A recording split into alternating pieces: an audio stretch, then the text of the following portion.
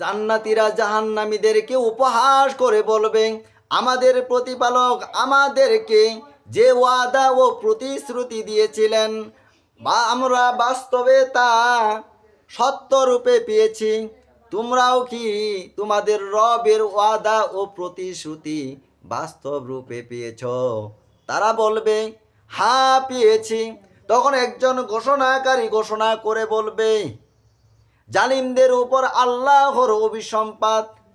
আল্লাহ জিনা ইয়া শুদ্ধুনা আংসাবিলিল্লাহি ওয়াইয়াবগুনা হায়েওয়াজান ওয়াহুম বিল আখিরাতি কাফিরুন। আমার ভাইয়েরা ও আমার বোনেরা, জীবনে কোনোদিন মানুষকে আল্লাহর পথে চলতে বাধা দিবেন না, বরং আল্লাহর পথে যারা চলতে চায় চলছে তাদের পথে আপনারা সহযোগিতা করবেন। যে নামাজ পড়তে চায় তাকে নামাজের জন্য সহযোগিতা করবেন, জাকাত দিতে চায় জাকাতের জন্য সহযোগিতা করবেন, সিয়াম পালন করতে চায় সিয়ামের জন্য সহযোগিতা করবেন, হজ পালন করতে চায় হজ্জের জন্য সহযোগিতা করবেন।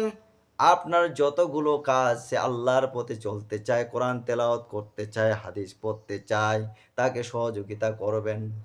কোরআনের পথে সহযোগিতা করবেন, কোরআনের আলোচনার পথে সহযোগিতা করবেন। আপনি আল্লাহর পথে বাধা সৃষ্টি করতে করেন, তাহলে আল্লাহ আপনার পর অভিসম্পাত করবেন। আল্লাহ যাকে অভিশাপ দেন তার স্থান হলো জাহান্নাম, সে কোনোদিন জান্নাতে যেতে পারবে না। জেনে রাখেন, জাহান্নাম হলো আযাবের জায়গা, দুঃখ কষ্টের জায়গা, অশান্তির একটা জায়গা। জাহান্নামে শুধু দুঃখ আর দুঃখ, কষ্ট আর কষ্ট। সেখানে কষ্টের কোনো শেষ নাই, সেখানে শুধু আগুন আর আগুন। জাহান্নামের আযাব সহ্য করতে পারবে না। জাহান্নামীরা আল্লাহর কাছে চিৎকার করে কাঁদবে, কিন্তু জাহান্নাম থেকে বাঁচানোর কেউ থাকবে না।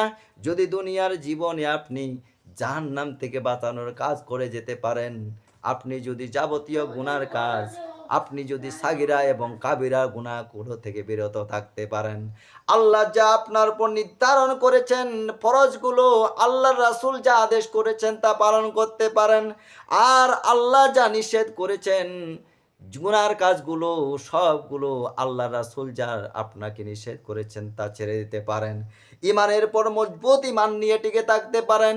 এবং আপনি যদি এমনভাবে আল্লাহর পর ইমান রেখে আপনি সৎ কার্যাবলী সম্পাদন করতে পারেন, তাহলে আপনি জান্নাতে যাবেন।